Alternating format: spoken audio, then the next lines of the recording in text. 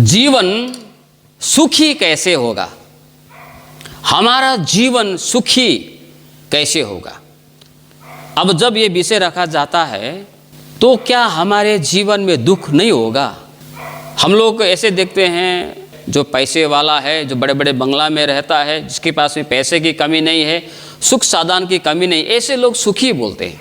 लेकिन बाइबल में उसको सुखी नहीं कहा गया है। एक विश्वासी का जीवन, एक विश्वासी का परिवार वास्तव में सुखी जब कहते हैं तो दुख में भी उसको एक आनंद महसूस होगा। वो दुख में है, तकलीफ में है, वो दुख और वो तकलीफ उसके ऊपर में विजय नहीं होगा। तो ये कैसे होगा? कैसे हम दुख में भी हम आनंद कर सकते हैं, कैसे हम दुख में भी सुख का महसूस कर सकते हैं, तकलीफों के बीच में, कष्टों के बीच में भी कैसे हम सुखी महसूस कर पाते हैं, कर पाएंगे। तो ये आज का विषय है। लूका रचित सुसमाचार 2 अध्याय में जब प्रभु यीशु की माता मरियम और उसके सांसारिक पिता यूसुफ हर वर्ष की तरह यरूशलेम में पर्व मनाने के लिए गए, फसह का पर्व मनाने के लिए गए, तो सब कुछ वहाँ मनाने के बाद में, सब कुछ करने के बाद में ये लोग लौटने लगे। बाद में काफ़ी दूर निकलने के बाद में जब प्रभु यीशु के सांसारिक पिता यूसुफ और माता मरियम ने जब अपने पुत्र को वहाँ पर ढूंढा, जब खोजा यीशु को, तो उनके बीच में नहीं था वो। फिर अपने लोगों के जो अपने रिश्तेदार हैं उनके बीच में भी प्रभु यीशु को ढूंढा, लेकिन वहाँ भी प्रभु यीशु मसीह नहीं मिला। उसके बाद में ये दोनों माता पिता ढूंढते ढूंढते वापस यरूशलेम में पहुँच जाता है। यरूशलेम में जब पहुँच जाता है तो वहाँ पर क्या देखता है कि प्रभु यीशु मसीह 12 वर्ष की उम्र में प्रभु की भवन में रहकर कुछ बड़े बड़े लोग, विद्वानों से, शास्त्रियों से, ज्ञानी लोगों से, ऐसे बुद्धिमान लोगों के साथ में बैठकर प्रभु के वचन सुन रहे थे, बातें कर रहे थे, वार्तालाप कर रहे थे। तो जब वहाँ पर यूसुफ और मरियम पहुँचता है तो उन्होंने अपने पुत्र यीशु को वहाँ पर देख के क्या बोला, अरे बेटा, तुमने तो हम लोगों को परेशान कर दिया। देखो तुम्हारे पिता और मैं कितना परेशान होकर तुम्हें ढूंढ रहा था और तुम हो कि यहाँ बैठे हो चुपचाप। तो वहाँ पर प्रभु यीशु ने एक वाक्य कहा है जो बहुत ही महत्वपूर्ण है।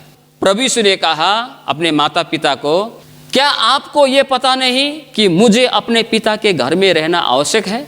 यह आपको पता होना चाहिए था कि मुझे अपने पिता के घर में रहना आवश्यक है।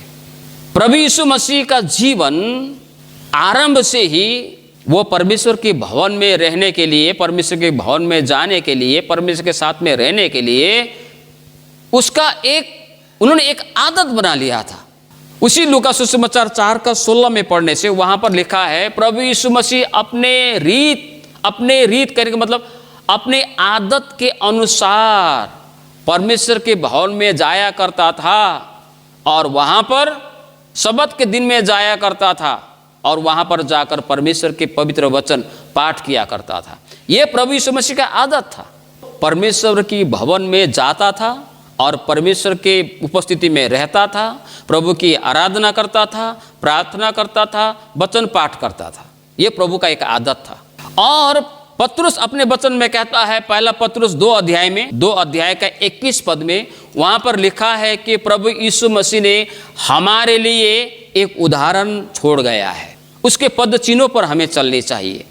यशायाह 58 अध्याय 13 और 14, भजन संहिता 16:11 कहता है, तेरे निकट आनंद की भरपूरी है, तेरे दाहिने हाथ में सुख सर्वदा बना रहता है। परमेश्वर अपने दाहिने हाथ में सुख को लेकर खड़ा है।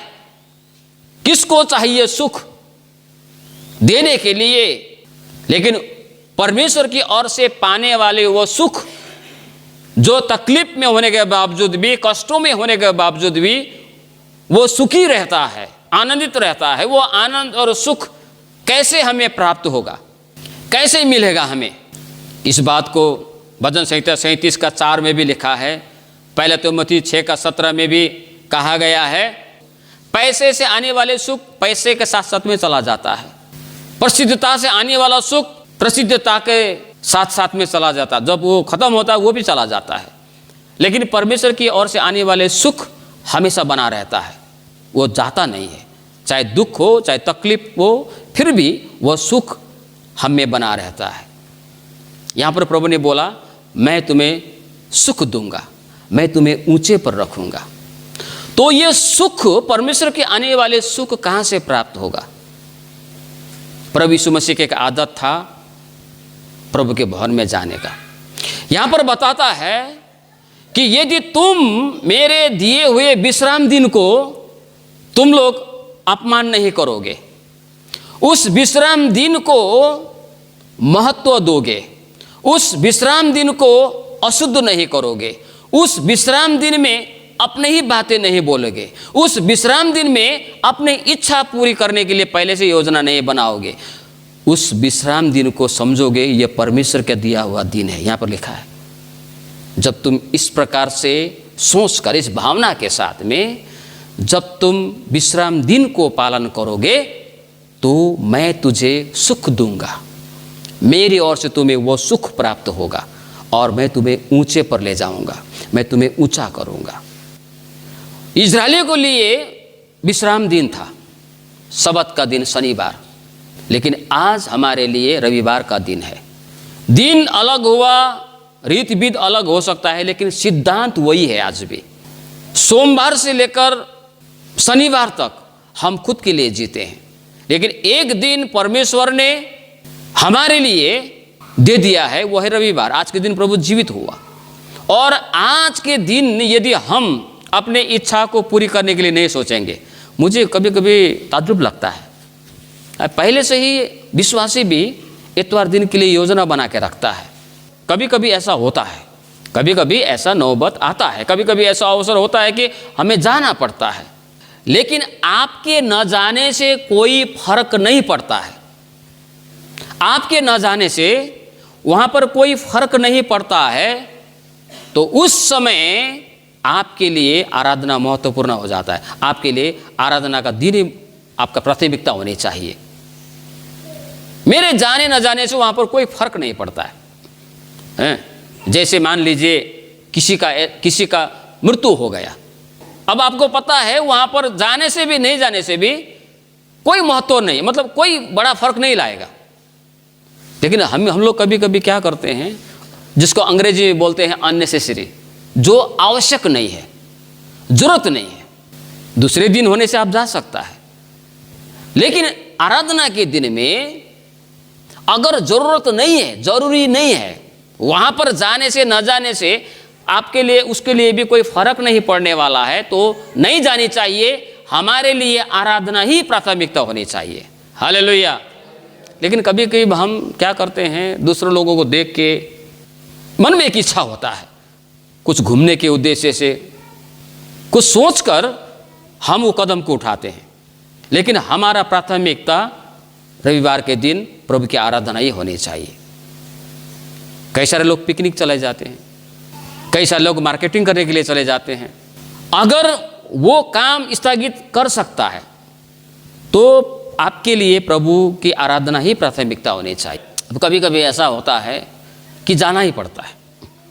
मान लीजिए आप बीमार पड़ गए, जिस डॉक्टर ने आपने अपॉइंटमेंट लिया है वो बैठता है 11 बजे सुबह, तो आपको जाना पड़ेगा। वो तो प्रभु भी समझता है। आपका किसी अपना रिश्तेदार का, अपना ब्लड रिलेटिव, खून का रिश्ता जिसके साथ है, वो किसी का निधन हो गया, तो वहाँ तो आपका जाना ही पड़ेगा। वो तो प्रभु भी समझता है। लेकिन कई बार हम अननेसेसरी, जो जरूरत नहीं है, नहीं जाने से भी होगा। आपके जाने से भी आपको पूछेगा नहीं, नहीं जाने से भी आपको क्यों नहीं आया नहीं बोलेगा। ऐसे स्थानों में भी हम कभी कभी चले जाते हैं परमेश्वर की आराधना को छोड़कर। मैं ये बोल रहा हूँ, तो ऐसी एक विश्वासी के लिए नहीं होनी चाहिए। आराधना बोझ नहीं है, संगति बोझ नहीं है। आराधना का दिन यहोवा का पवित्र किया हुआ दिन है, उस दिन का सम्मान करें। तो हमें यहाँ पर परमेश्वर एक प्रतिज्ञा करता है कि तुम्हें मैं सुख दूंगा। कुलुस्सी के पत्र 3 अध्याय में लिखा है, यदि तुम मसीह के साथ जिलाए गए हो तो स्वर्गीय वस्तुओं की खोज में रहो, अपने ध्यान ऊपर की ओर लगाओ। तो ये ऊपर की वस्तुओं पर ध्यान लगाना, ऊपर की वस्तुओं में से एक वस्तु क्या है? परमेश्वर की आराधना करना। अगर हम मसीह में जी नहीं उठे हैं तो वो व्यक्ति क्या करता है? वो सिर्फ नीचे की बातों को और मन लगाता है, उसका ध्यान खाली नीचे की बातों की ओर होगा। लेकिन वो मसीह के साथ जीवित किया गया है तो उसका ध्यान ऊपर की बातों पर लगा रहेगा, ऊपर की बातों की खोज करेगा। वो मेरा सुख तुझे मिलने पाए, सुख देता है प्रभु। वो सुख पैसे जैसा नहीं है, धन जैसा नहीं है, लेकिन दुख तकलीफ संकट आने पर भी वो सुख बना रहता है। एक मन में एक ढाढ़स होता है। मैंने बहुत बार अनुभव किया, जब मैं संकट से होता हूँ ना, एक अंदर से एक आवाज़ आता है कि प्रभु मेरे साथ में है, प्रभु मेरे साथ में है। एक मन से एक पक्का एक आता है आवाज़, और वो आवाज़ मुझे तकलीफ में जाने से बचाता है, मुझे डिप्रेशन में जाने से बचाता है, मुझे चिंता में गिरने से बचाता है वो आवाज़। हालेलुया। ये सारी बातें हैं। परमेश्वर इन वचनों में आशीष दे।